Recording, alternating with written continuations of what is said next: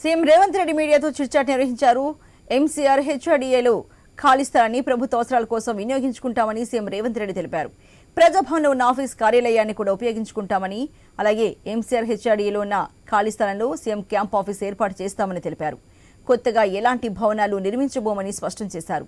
అన్ని అంశాలపై చర్చించి శ్వేతపత్రాన్ని విడుదల చేస్తామన్నారు. గత బీఆర్ఎస్ ప్రభుత్వం రోజు 11 నుంచి 12 గంటలు మాత్రమే కరెంట్ ఇచ్చిందని తెలిపారు.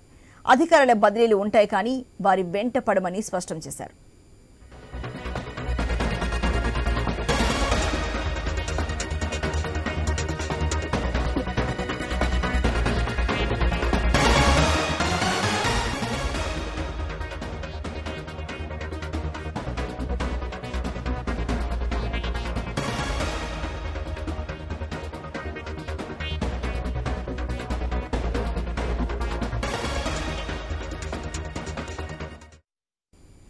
సీఎం రేవంత్ రెడ్డి మీడియాతో చిట్చాట్ నిర్వహించారు. ఎంసీఆర్ హెచ్ఆర్డీలోని ఖాళీ స్థలాన్ని ప్రభుత్వ అవసరాల కోసం వినియోగించుకుంటామని సీఎం రేవంత్ రెడ్డి తెలిపారు.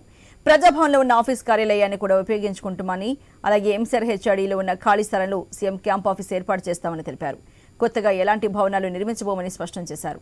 అన్ని అంశాలపై చర్చించి శ్వేతపత్రాన్ని విడుదల చేస్తామన్నారు. గత బీఆర్ఎస్ ప్రభుత్వం రోజు 11 నుంచి 12 గంటలు మాత్రమే కరెంట్ ఇచ్చిందని తెలిపారు.